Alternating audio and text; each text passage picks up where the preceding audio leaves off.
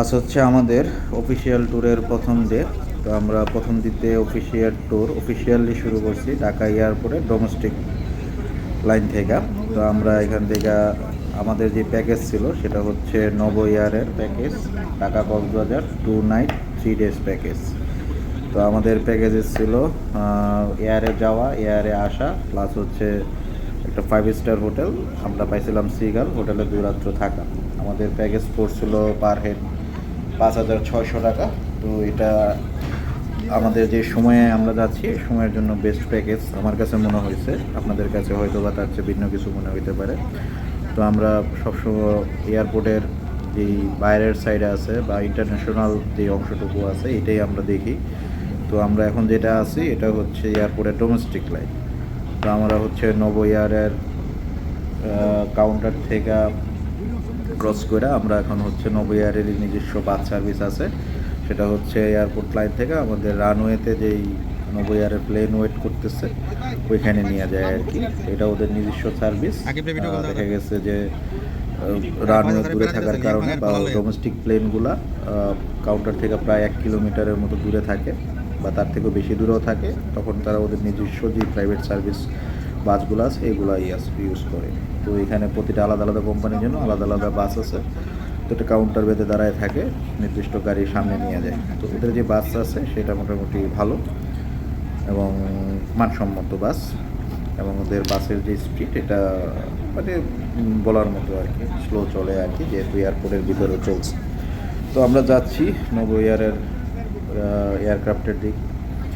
তো আমাদের সামনে যে এই প্লেনগুলো পড়তেছে এগুলো হচ্ছে ইন্টারন্যাশনাল রোডে চলে।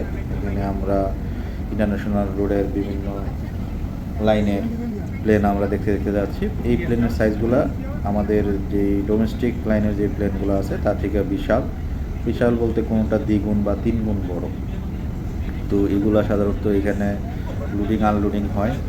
আর যে ডোমেস্টিক যেগুলো থাকে এগুলা একটু দূরেই লোডিং আনলোডিং করে আর কি। তো আমাদের যাইতে সমস্যা হয় নাই, 4-5 মিনিট লাগে এয়ারক্রাফট পর্যন্ত পৌঁছানোর জন্য। ওদের বাস সার্ভিস নিয়ে যায়, নির্দিষ্ট রোড আছে, তো ওই রোড দিয়ে ওদের যাইতে হয়। এবং এখানে যারা বাস আছে বাস যায়, যদি কারো ইমার্জেন্সিতে বাস মিস হয় তাদের জন্য ওরা নিজস্ব প্রাইভেট কারের ব্যবস্থা রাখছে, এটা দিয়ে নামাই দিয়ে আসে যদি লোকজন কম থাকে। তবে আমরা বাসে সিট পাইছি, তবে আমরা যাত্রাপথে একটু ঝামেলার কারণে আমরা লাট যাত্রী হিসেবে বাসে উঠছি আর কি। তো বাস আমাদের এয়ারক্রাফটে দিয়ে যাচ্ছে। ওই সামনে যে প্লেনটা দেখা যায় ওইটাই হচ্ছে আমাদের গন্তব্যস্থল। বর্তমানে আমরা যে এরিয়াতে আছি এটা হচ্ছে বাংলাদেশ বিমানের এরিয়া।